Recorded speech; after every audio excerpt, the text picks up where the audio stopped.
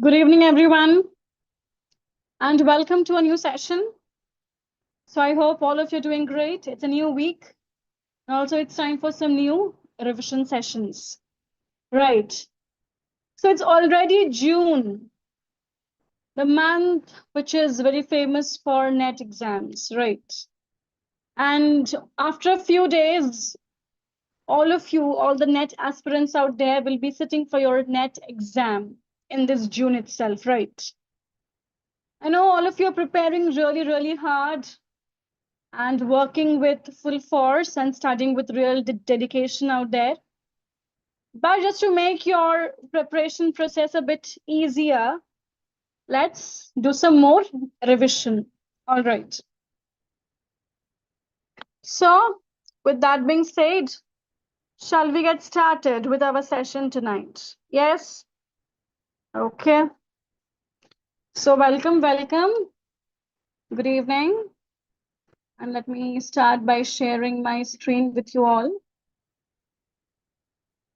Yes.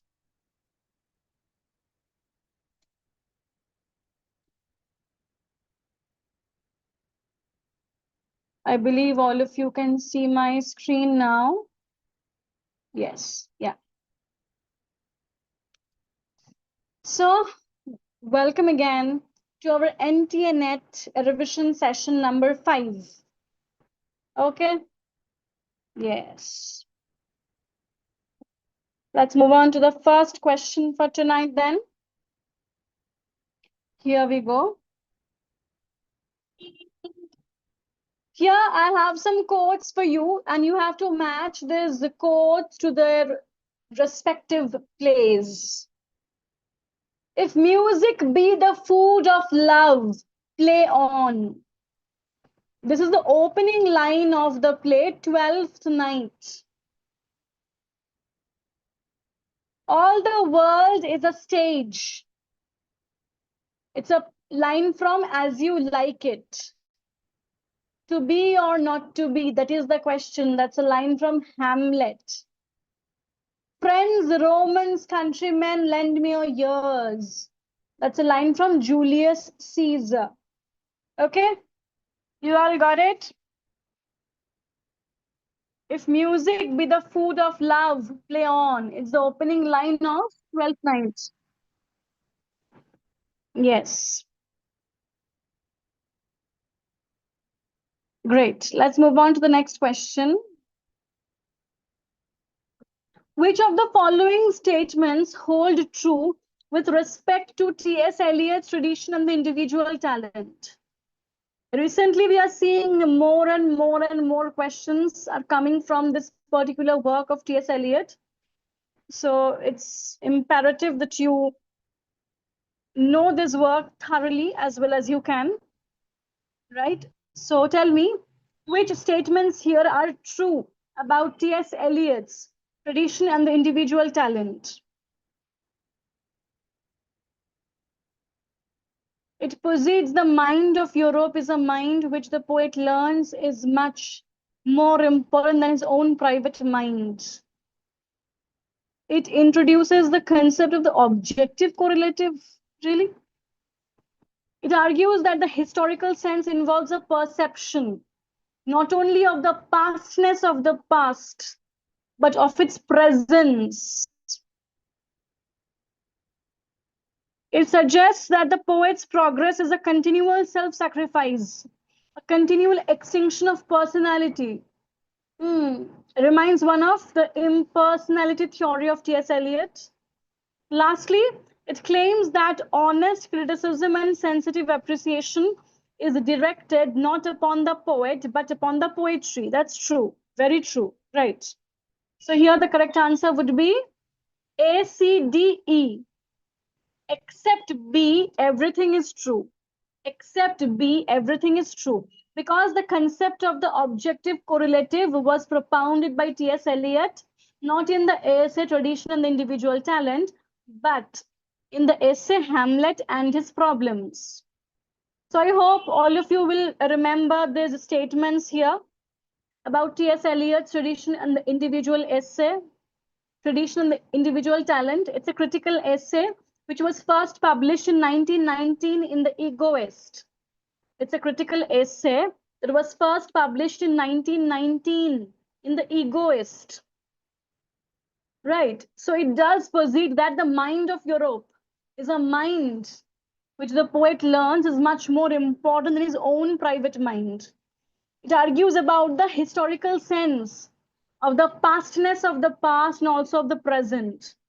It does talk about the impersonality theory of Eliot, and a very famous line from this essay is that honest criticism and sensitive appreciation is directed not upon the poet but upon poetry. Okay, make sure that you learn about this essay of T.S. Eliot really well. Okay, T.S. Eliot's Tradition and the Individual Talent, a critical essay first published in 1919 in The Egoist. Okay, it talks about the chemical reaction. It talks about poet's mind as a receptacle and compares the poet's mind to a platinum, right? It talks about impersonality theory, talks about the importance of tradition, right? Yes, great. Let's move on to the next question. In his 1961 work that coined the term theatre of the absurd, Martin Esslin identifies several defining characteristics of the theatre of the absurd. Based on his analysis and the philosophical underpinnings of the movement, which of the following statements is false? So you have to find out the false statement here about Martin Esslin's 1961 work, Theatre of the Absurd.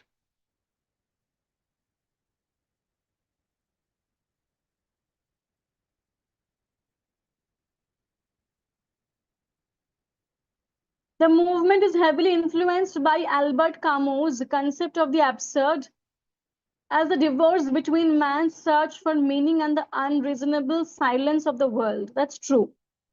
Unlike traditional drama, theatre of the absurd plays, they typically employ a circular or static structure rather than a linear plot that moves toward a resolution. That's also correct. The movement aimed to replace the illusionism of the 19th century theatre with a new form of absolute realism that focused on socio-political working class. Absolute realism to absolutely not. Right. This is very wrong. So this is the answer. But this is also true about theatre of the absurd, that language in this plays often undergoes a devaluation, where speech no longer serves as a tool for logical communication, but instead highlights the isolation of the individual. Okay, so these three are true, but this one is false about theatre of the absurd. Okay, right. Next. It's a work, it's a question on the chronology. Find the chronological order of publication of Thomas Hardy's novels. Tell me what would be the correct order of these novels.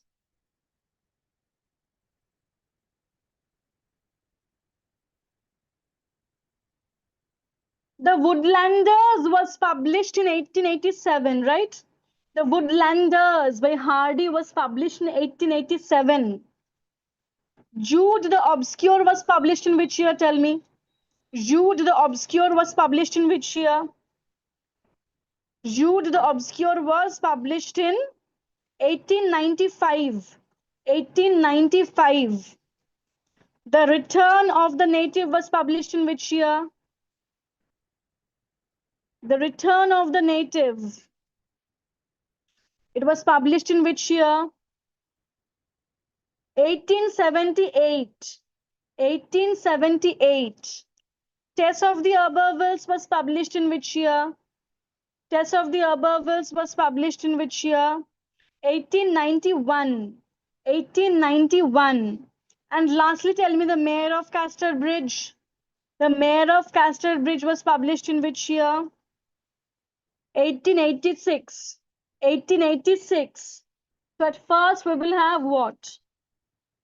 The Return of the Native, the Mayor of Casterbridge, the Woodlanders, Tess of the Abervilles, and lastly we will have Jude the Obscure, published in 1895. It's very easy to guess that this one will come at last because Jude the Obscure was the last novel of Hardy. After that, he turned to poetry. Jude the Obscure, published 1895, was the last novel of Hardy. After that, he turned to poetry. So you will easily know that B will come last. Okay, so CEADB. All right? Yes. Please remember that these questions of chronology will be there, as you all know. So prepare well. All right? Yes. Next. Which of the following are plays by Tom Stoppard? Again, Tom Stoppard is a very important post-war playwright. I hope all of you have studied his plays well. Tell me.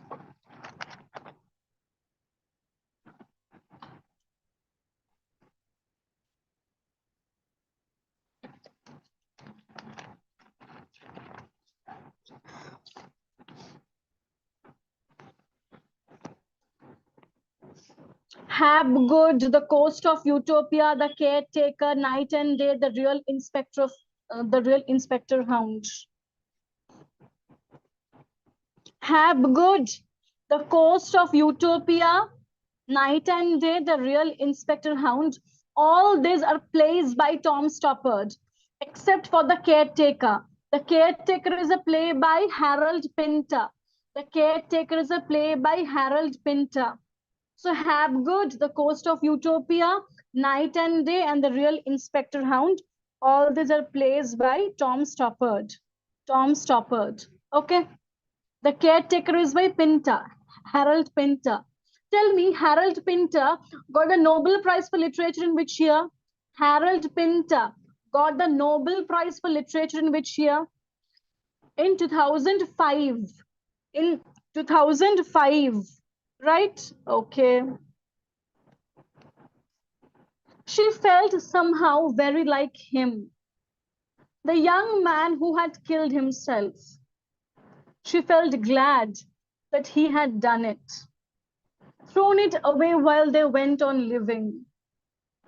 The clock was striking. The leaden circles dissolved in the air.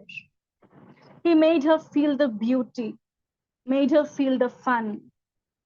But she must go back. She must assemble.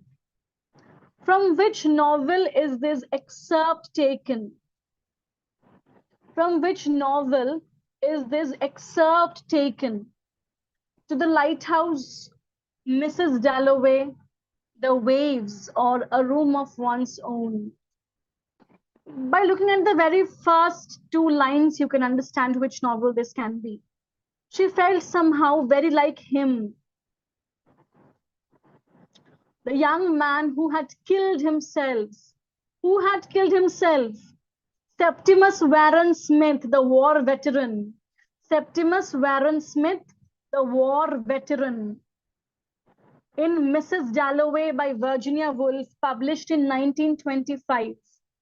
It's an excerpt from the novel Mrs. Dalloway by Virginia Woolf, published in 1925.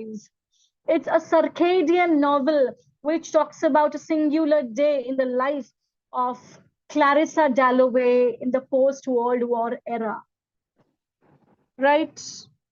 Very good. All right, next. So our December net admissions are going on right now. If you're planning to sit for the December net exam, you can join our course. And an early bird offer is live right now. If you purchase our course, Abhi, you will get our course at just rupees 24,000. Okay, and they will also get our crash course for free. So if you want, you can join us for our upcoming net course. All right. Yes. Next. Choose the plays written by T.S. Eliot. Which plays here are by T.S. Eliot? We know T.S. Eliot wrote not only poems and critical essays, but also verse dramas. So which among the following are verse dramas by T.S. Eliot?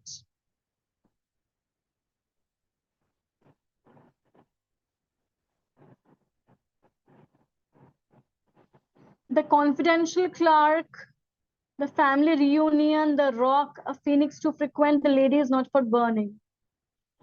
A Phoenix to Frequent, and this.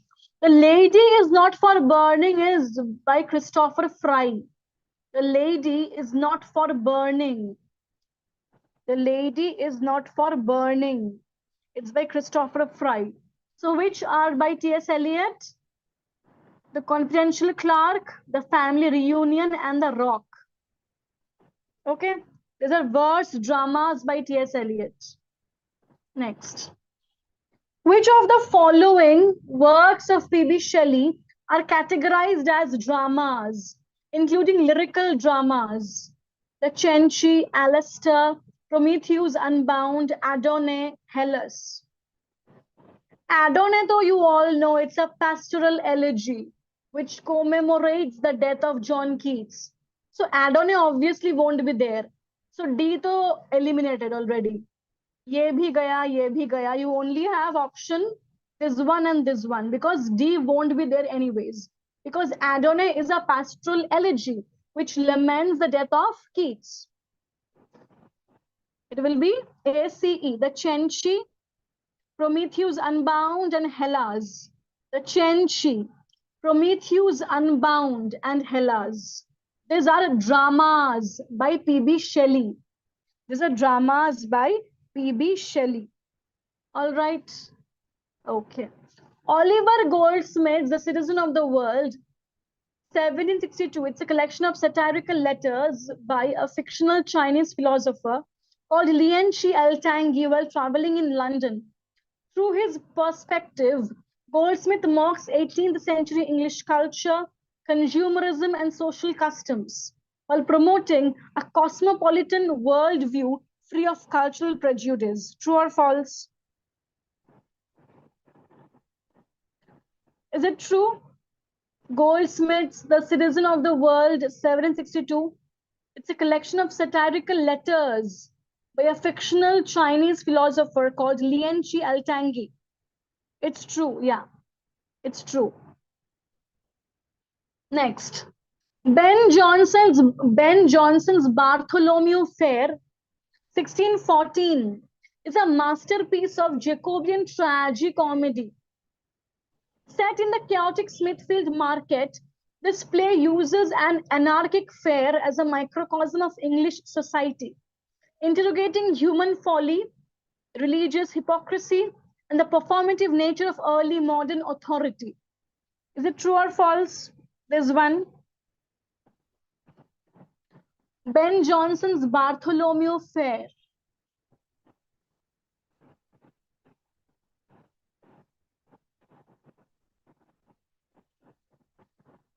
No, it's not true. Because it's not a Jacobean tragicomedy. It's a Jacobean city comedy. So it's false. Ben Jonson's Bartholomew Fair, 1614. It's a masterpiece of Jacobean city comedy. It's not a tragicomedy. So it's false. All right. This is why it's important to know about the genres and subgenres. NTA will trick you with such questions. So make sure you know the genres and subgenres of the works properly. During Jacobean period, 3 genres were very popular: city comedy, tragicomedy, and revenge tragedy. And Bartholomew Fair is an example of a city comedy or citizen comedy. It's not a tragicomedy. All right, yeah. Find the chronological order of the writers in terms of the years of birth. Arrange the authors according to the years of birth.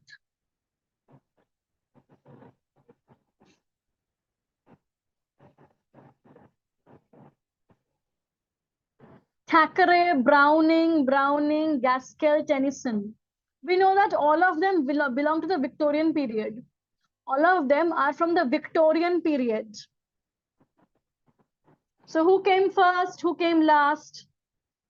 First, Elizabeth Barrett Browning, then Tennyson, then Gaskell, then Thackeray, and lastly, Robert Browning. Okay, make sure you look up the years also. All right. Yeah. So first we will have Elizabeth Barrett Browning and lastly Browning. Okay. Here's your last question for the session tonight.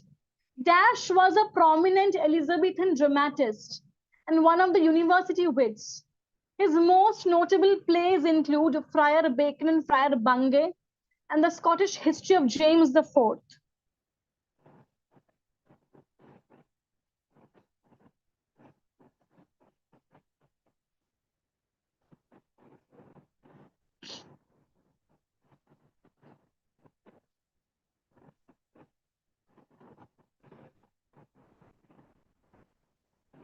Who was a prominent Elizabethan dramatist and one of the university wits, who wrote plays like Friar Bacon and Friar Bungay and the Scottish history of James the Fourth.